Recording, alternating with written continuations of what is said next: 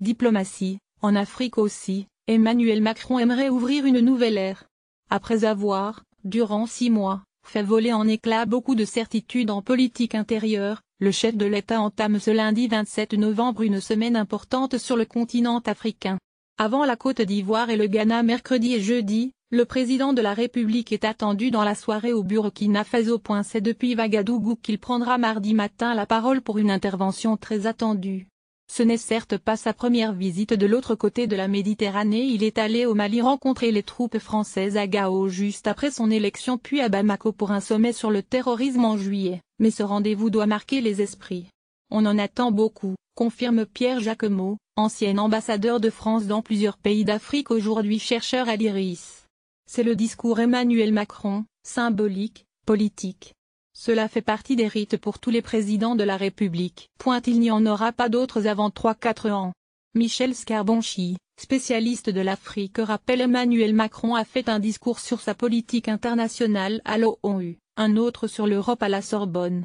Il lui manque encore celui sur l'Afrique. 10 ans après le discours de Dakar de Sarkozy pour le rédiger, il s'est appuyé sur le Conseil présidentiel pour l'Afrique nommé dans le courant de l'été.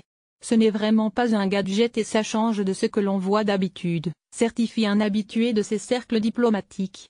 Ses membres avec qui il a récemment dîné à l'Élysée sont essentiellement des entrepreneurs binationaux en lien étroit avec leur pays d'origine qui lui apportent une autre vision de l'Afrique que les réseaux diplomatiques traditionnels. Cet organe illustre sa volonté de placer l'économie au cœur de sa diplomatie en rupture avec ses prédécesseurs. Pour montrer qu'il appartient à une nouvelle génération, éloignée du passé colonial, Emmanuel Macron parlera surtout partenariat économique, entrepreneuriat, éducation, sport et énergie renouvelable, plutôt que d'aide au développement. Pour cela, le Burkina est le bon pays car il concentre toutes les tensions actuelles de l'Afrique de l'Ouest, résume Michel Scarbonchi. Le choix du Burkina Faso pour s'adresser à l'Afrique marque aussi un changement par rapport aux anciens présidents. Traditionnellement dans la Ve République, les présidents français allaient plutôt à Dakar au Sénégal ou à Abidjan en Côte d'Ivoire, explique Pierre Jacquemot. Ces deux prédécesseurs avaient en effet réservé leur grand discours pour la capitale sénégalaise. Comme Emmanuel Macron à l'université de Ouagadougou, c'est dans une université à Dakar que Nicolas Sarkozy avait pris la parole il y a tout juste 10 ans, affirmant très maladroitement que l'homme africain n'est pas assez entré dans l'histoire. J'y vois un pied de nez, reconnaît l'ancien ambassadeur. Ce fut un discours qui était épouvantable et qui avait fait beaucoup de mal. La jeunesse a chassé l'ex-président. Le chef de l'État répondra aux questions que lui poseront, sans filtre, assure l'Élysée des étudiants.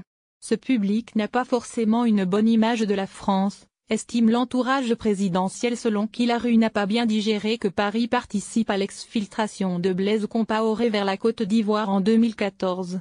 Cette année-là, le président burkinabé est chassé du pouvoir après 27 ans à la tête du pays. Le pays réclame aussi à Paris l'extradition de François Compaoré, le frère de l'ex-président visé par un mandat d'arrêt international pour l'assassinat d'un journaliste en 1998. Des manifestations pourraient d'ailleurs perturber la visite présidentielle. Le Burkina est un pays vertueux en matière démocratique, comme le Ghana où Macron se rendra dans quelques jours. S'adresser aux étudiants alors que beaucoup d'entre eux ont participé au mouvement Balai citoyen qui a chassé Compaoré n'est pas non plus anodin, note Pierre Jacquemot. À charge pour le président de faire oublier ses propos polémiques de l'été quand il avait fait un lien entre les problèmes de certains pays et les taux de fécondité rencontrés. Comme tous les pays de la zone sahélienne, enfin, le Burkina Faso est concerné par le terrorisme. Un attentat dans la capitale, un Français y avait perdu la vie venant le rappeler au mois d'août. Même s'il ne veut pas s'enfermer dans cette thématique, elle demeure centrale comme en témoigne l'appel qu'il devrait adresser aux dirigeants africains pour qu'ils en fassent plus.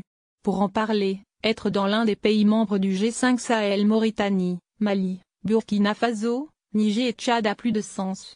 À ce titre, le Niger a longtemps été pressenti pour accueillir ce premier discours. Mais Macron ne pouvait pas favoriser le Niger plutôt que le Mali, deux pays où les dirigeants ne sont pas en grande forme, estime Michel Scarbonchi. Restait donc la capitale.